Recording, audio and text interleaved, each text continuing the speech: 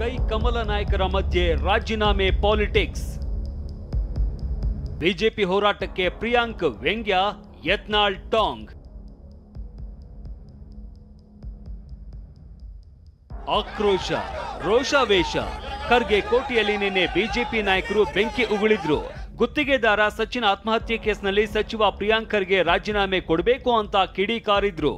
ಪ್ರಿಯಾಂಕ್ ಖರ್ಗೆ ನಿವಾಸಕ್ಕೆ ಮುತ್ತಿಗೆ ಹಾಕೋದಕ್ಕೆ ನುಗ್ಗಿದ್ರು. ಇದೇ ಆರ್ಭಟ, ಇದೇ ರೋಷಾವೇಶಕ್ಕೆ ಸಚಿವ ಪ್ರಿಯಾಂಕ್ ಖರ್ಗೆ ಟಾಂಗ್ ಕೊಟ್ಟಿದ್ದಾರೆ. ಬಿಜೆಪಿಯದ್ದು ಸಹಮತವಿಲ್ಲದ ಪ್ರತಿಭಟನೆ ಅಂತ ಕಾಲೆಳೆದಿದ್ದಾರೆ. ಬಿಜೆಪಿಯವರು ನನ್ನ ರಾಜೀನಾಮೆ ಕೇಳುವುದು ಕಾಮಿಡಿ ಸಿನಿಮಾದಂತಿದೆ. ಬಿಜೆಪಿ ಶಿವಮೊಗ್ಗದಲ್ಲಿ ಕುರ್ಚಿ ಉಳಿಸಿಕೊಳ್ಳುವ ಹೋರಾಟದಲ್ಲಿದ್ದರೆ ವೈಜೆಪಿ ವಕ್ಫ್ ಹೆಸರು ಹೇಳಿಕೊಂಡು ಕುರ್ಚಿ ಕಿತ್ತುಕೊಳ್ಳುವ ಹೋರಾಟದಲ್ಲಿದೆ. ಎಜೆಪಿ ಎತ್ತ ಸೇರುವುದು ಅಂತ ತಿಳಿಯದೆ ಕಲಬುರಗಿಯಲ್ಲಿ ನಾಟಕ ನಡೆಸಿತ್ತು. ತಮ್ಮ ಹುಳುಕು ಮುಚ್ಚಿಕೊಳ್ಳಲು ಪ್ರಿಯಾಂಕ್ ಖರ್ಗೆ ಹೆಸರಿಗೆ ಜೋತು ಬಿದ್ದಿದೆ. ಹೀಗಂತ ಟ್ವೀಟ್ ಮೂಲಕ ತಿವಿದ ಪ್ರಿಯಾಂಕ್, ಮೂವರು ನಾಯಕರು ಮೂರು ಕಡೆ ಇದ್ದ ಬಗ್ಗೆ ವ್ಯಂಗ್ಯವಾಡಿದ್ದಾರೆ. ಈ ಮಾತಿಗೆ ಟಕ್ಕರ್ ಕೊಟ್ಟಿರುವ ಯತ್ನಾಳ್, ನಾವು ಮೂರು ಕಡೆ ಮೂರು ಹೋರಾಟ ಮಾಡಿದ್ದೇವೆ, ನಮ್ಮಲ್ಲಿ ಸಾಮೂಹಿಕ ನಾಯಕತ್ವ ಇದೆ ಎಂದಿದ್ದಾರೆ.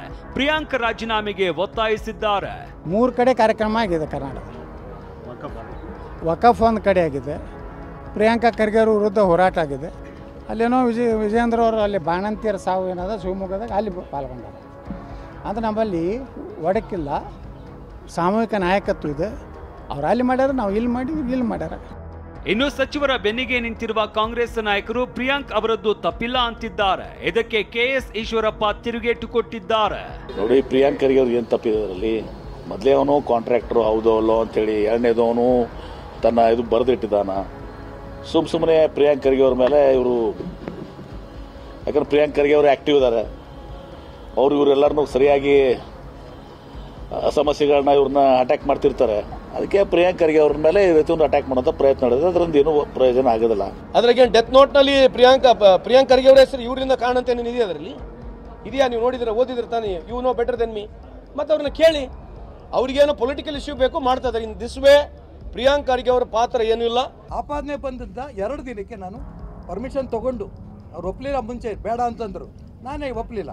ಯಾಕೆಂದ್ರೆ ನಾನೇನೆ KJ ಜಾರ್ಜ್ ಅವ್ರ ಮೇಲೆ ಆಪಾದನೆ ಬಂದಾಗ, ನೀವು ರಾಜೀನಾಮೆ ಕೊಡಿ, ತನಿಖೆ ಮಾಡಿ, ತನಿಖೆ ನೀನು ನಿರ್ದೋಷಿಯಾಗಿ ಬನ್ನಿ, ಮತ್ತೆ ಮಂತ್ರಿಯಾಗಿ ನಾನೇ ಹೋರಾಟ ಮಾಡಿದನು. ಪ್ರಿಯಾಂಕಾ ಖರ್ಗೆ ಹೆಸರು ಡೆತ್ ನೋಟಲ್ಲಿ ಇಲ್ಲ ಅಂತ ಕಾಂಗ್ರೆಸ್ನವ್ರು ಹೇಳ್ತಾರೆ. ನಾನು ಎರಡರ ಬಗ್ಗೆನೂ ಹೇಳಲ್ಲ. ಅದಕ್ಕೋಸ್ಕರ ನಾನು ಹೇಳ್ತಿರೋದು, ಇಲ್ಲಿ ನೈತಿಕತೆ ಪ್ರಶ್ನೆ, ಭಗವಂತ ಇದ್ದಾನೆ. ಸಚಿನ್ ಬಾಡಿಗೆ ಮನೆಯಲ್ಲಿ ಸಿಐಡಿ ಪರಿಶೀಲನೆ. ಇನ್ನು ಪ್ರಕರಣದ ತನಿಖೆ ಚುರುಕುಗೊಳಿಸಿರುವ ಸಿಐಡಿ ಇವತ್ತು ಕಲಬುರಗಿಗೆ ಎಂಟ್ರಿ ಕೊಟ್ಟಿತ್ತು. ಸಚಿನ್ ವಾಸವಿದ್ದ ಬಾಡಿಗೆ ಮನೆಯಲ್ಲಿ ಪರಿಶೀಲನೆ ನಡೆಸಿತ್ತು. ಆದ್ರೆ 2 ತಿಂಗಳ ಹಿಂದೆನೆ ಸಚಿನ್ ಮನೆ ಖಾಲಿ ಮಾಡಿದ್ದ ಅನ್ನೋದು ಗೊತ್ತಾಗಿದೆ. ಹೀಗಾಗಿ ನೆರೆಹೊರೆಯವರಿಂದ ಮಾಹಿತಿ ಪಡೆದ ಸಿಐಡಿ ವಾಪಸ್ ತೆರಳಿದೆ.